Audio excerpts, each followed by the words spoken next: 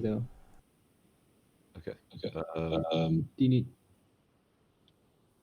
I can make it big if you want. Or you got it. I used to work on this. I think I can figure it out. I was gonna say you got this. It's a little bit tiny though. There you go. Yeah. Okay, cool. So my name's Robert Long. When I'm not doing open metaverse interoperability stuff, I work at Element. Element is a for-profit company that is a major contributor and the founding members of the Matrix Foundation. And Matrix is a decentralized communication protocol that's used to power chat apps like Element, the one that I work on, and there's Cine, which is another open client out there. This is showing my account across multiple different clients. There's also desktop clients. There's a bunch of different libraries written in a bunch of different languages, from Rust to C# to Go or JavaScript or a bunch of other things. So yeah, Matrix is this really cool open communication protocol for building everything from chat apps to what I'm going to show, which is virtual worlds. So this is the rough concepts for Third Room. Also have like a live demo in just a second. But here you can see you're creating a account on matrix.org server, but you could fill this in with whatever home server you want, which could be, something you host yourself or one of the many servers out there that you can join for free. If you've used Mastodon, it's very similar to like joining a Mastodon instance. You can have like different servers for different groups of people, but they all interoperate and communicate with each other. And so for Third Room, our goal is to have interoperable avatar standards. To start off, we're just going to focus on the hubs skeleton and VRM. So both of them, with and without legs, will work, and that should cover the vast majority of things. Yes, federation-based server approach. So if you the decentralization is in a federated model where anyone can host a server and the servers talk to each other. You trust your home server with some data. I mean, a lot of it's end-to-end encrypted or can be end-to-end encrypted. And then, yeah, so to decentralize it, you just add more servers out there. And soon peer-to-peer matrix as well. There's a project called Pinecone that allows you to self-host on your own device, and that will act as a matrix home server as well. So yeah, anyways, back to the avatars. We're supporting those two standards, and we'll be using one of the avatar IK libraries out there and actively contributing to them. There's Osos, there's the ExoKit avatars, Webverse has one, XR Engine is kind of using a version of one of those. But yeah, we're about to dive into that fairly soon, and we'll be actively contributing to one of those libraries. And then here's your home screen where you can see your avatar and jump into worlds. Here's a list of all the different worlds and your friends who are online. Where you're joining the room, it's like loading.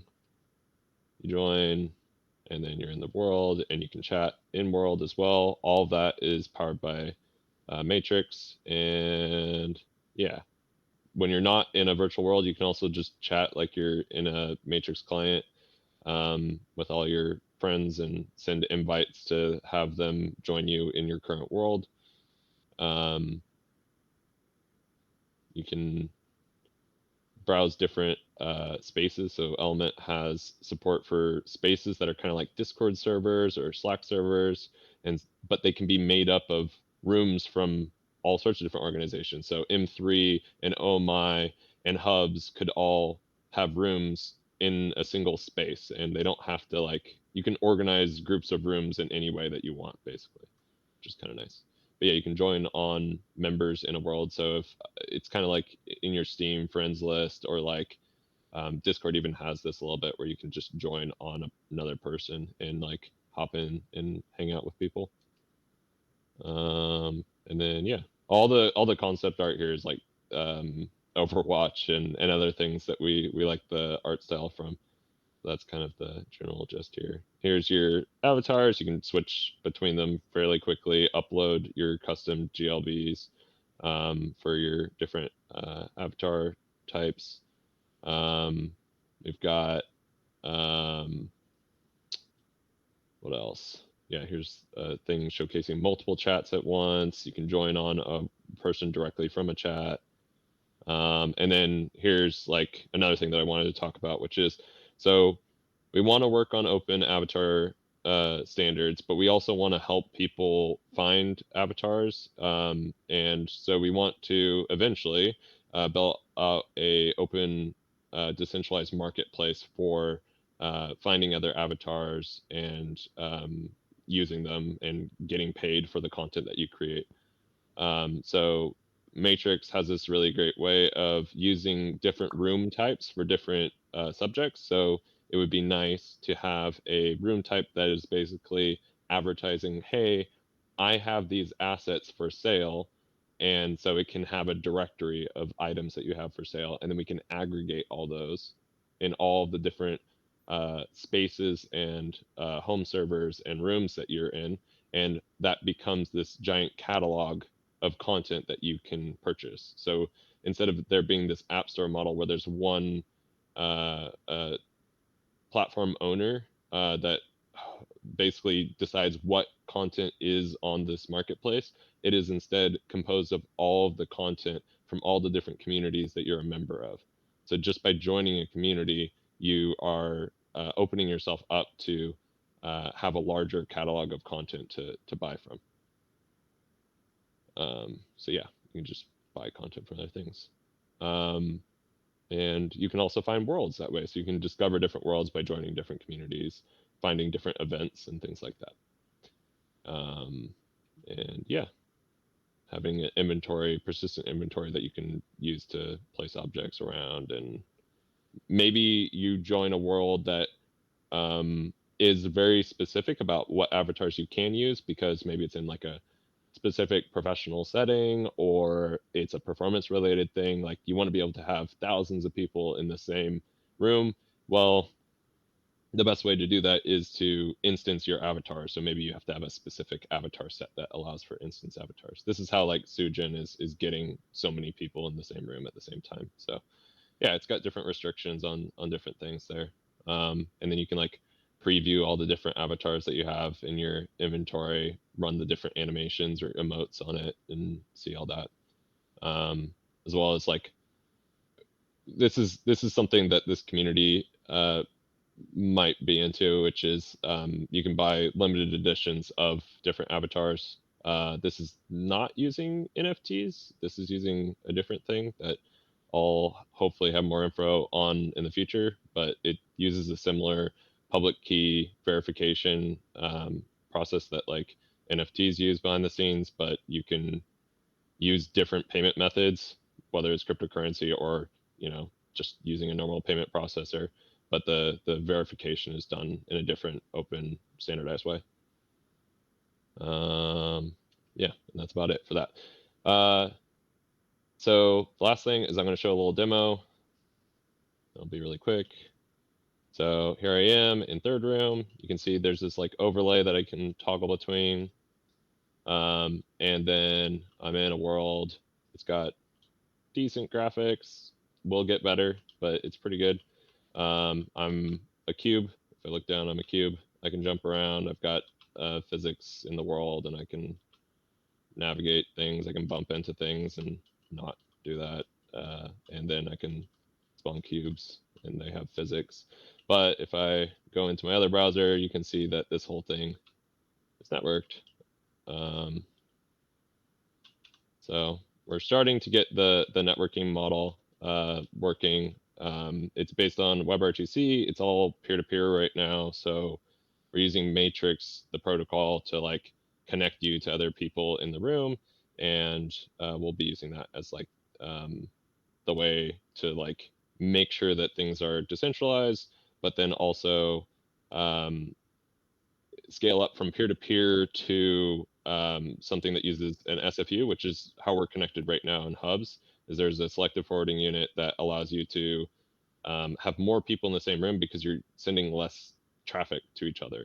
And we want to do this in a way where many people can host selective forwarding unit servers, and then those servers then also talk to each other. So you can basically scale out by adding more servers that can talk to each other and make that more decentralized as well. So if I have a SFU that I trust and someone else has a SFU that they trust, then they can then communicate with each other. So if we're like trying to like not expose our public IP addresses, you can basically put a server in between you and the rest of it, and then they'll only get the IP address of the server, not your own public IP address. So yeah, lots of different methods of decentralization, from content to the marketplace to the friends list to everything else. Like there's lots of different ways to like build out custom clients and add additional features in an open and extensible way. And you could build out a client in Unity or anything else if you'd like to. Basically, the protocol is built on the matrix standard, which doesn't have any web specific bits. It's just I'm most familiar with developing for web. And yeah, you could use Godot or any other engine. The protocol will be built in a way that's like you can interact with other people across different clients, no matter what platform you're on. So yeah, you need a WebRTC stack. That's the biggest thing, is you need WebRTC and a matrix client, and then it'll just work.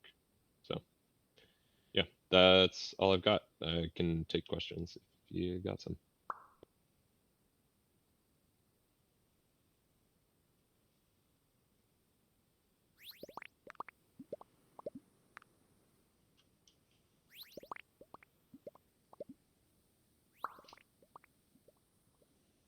Cool. Well then let's party. Any ideas of an inventory for wearables? I'm guessing that's POAP or NFT badges. So by default, the client that we're shipping won't have NFT support in the like cryptocurrency backed way. It will have a standard for verifying basically something akin to verifiable credentials, which is like a DID concept, decentralized identity concept. And it's kind of based on top of some concepts within the Matrix ecosystem. Basically, everyone in a Matrix server is cryptographically verifiable. We already have cryptographically verifiable identities, and then rooms and other things like events within a room are also cryptographically verifiable. So we can use that to basically sign a different asset and make it so that we can say, hey, this asset was purchased by this person, or this asset is owned by this person, and so on and so forth. How you purchase that is completely up to you. You can use, whatever payment processor you want. This marketplace doesn't take payments directly. It just uses Matrix to determine who owns things. It's more of like an advertising solution than it is a it's like advertising and discovery solution than it is a end like payment processor result. Like it would open up an iframe and then you like click a buy button, and then one Matrix client sends a message to another Matrix client that says, hey, you bought this thing, and the store gets to issue that certificate basically. So that's kind of how it works.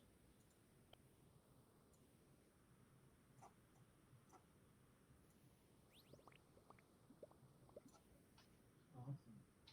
Thanks so much for sharing that. That was a really awesome presentation. Thanks. And